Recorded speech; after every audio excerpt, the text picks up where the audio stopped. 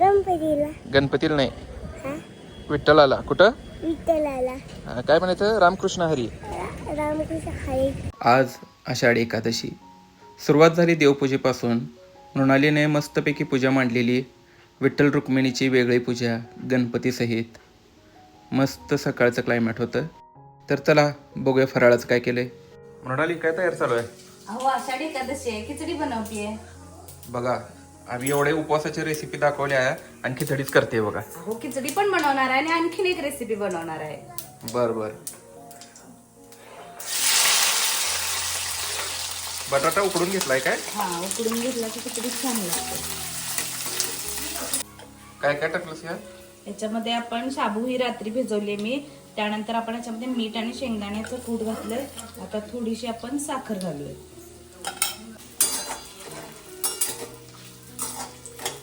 हे आता आपण मिक्स करूयात.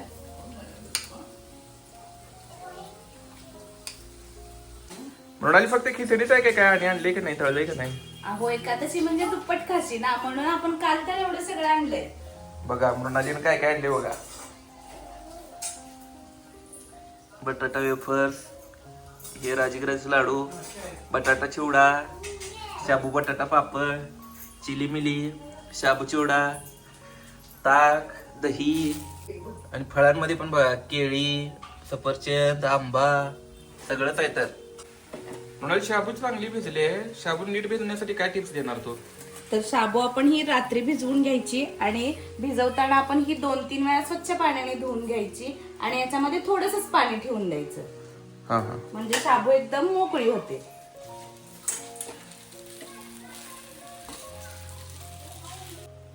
कोथिंबीर घालतेस काय? हा, कोथिंबीर घालून. एक एक जण घालत पण नाहीत ना. तुम्ही खात असाल तर घाला, नसेल तर घालू नका. स्वाद छान येतो ना त्याचा.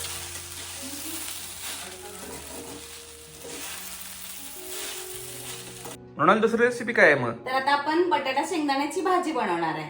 तर मी तर बटाटे उकडून घेतलेले आहेत आणि हे शेंगदाणे देखील उकडून घेतलेले आहेत. 3 ते 4 शिट्ट्या आपण काढून घेतलेल्या आहेत, त्यामुळे शेंगदाणे एकदम मऊ शिजला गेलाय. तेल घालू काय ह्यात? हा, घाला थोडंसंच घाला. बघ. हा, बस.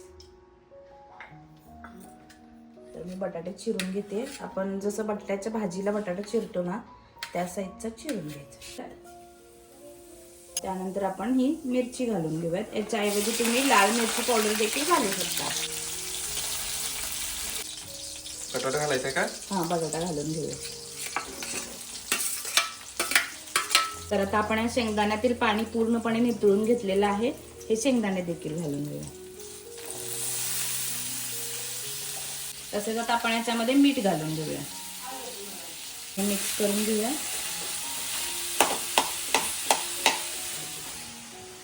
ओ प्रणामी साहेब, काय पाहिजे?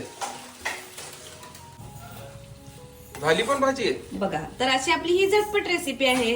संध्याकाळी मंदिरात जाऊन यायचं ठरलं.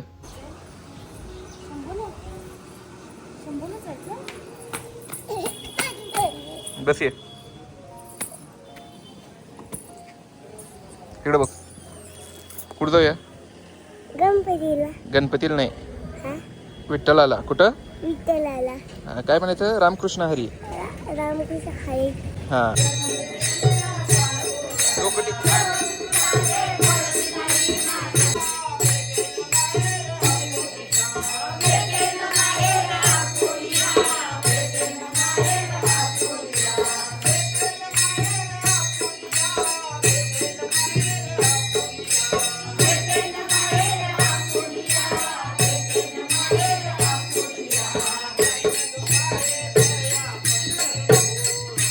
मंदिरात दर्शन केल्यावर आम्ही आठवडी बाजारात गेलो.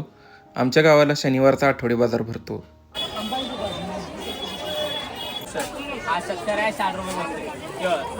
2 दिवसावर महाराष्ट्रीय बेंदूर असल्यामुळे बैल सुद्धा विकायला होती. आमच्या भागातील काही जणांचा कर्नाटकी बेंदूर असतो तर काही जणांचा महाराष्ट्रीयन. आता पीओपीची बैल आलेत, नाहीतर आमच्या वेळी काय हो, ही अशी मातीचीच बैल. मस्त वाटायचं बघा ती 2-2 जोड घेऊन. घ्यायचं काय रे? काय आहे ते? कुठलं घेऊया? खालचं कुठलं घेऊया तू सांग.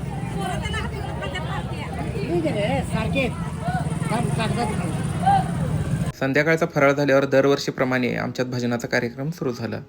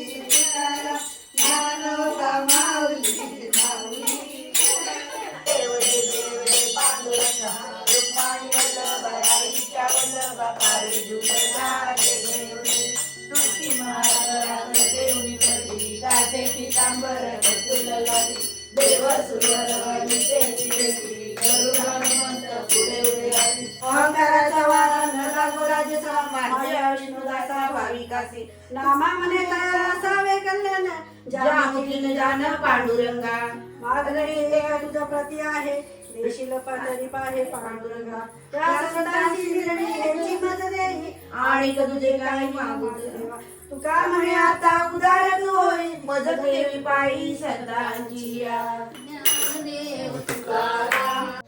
शेवटी आरती झाली आणि संतपती घेऊन कार्यक्रमाची सांगता झाली.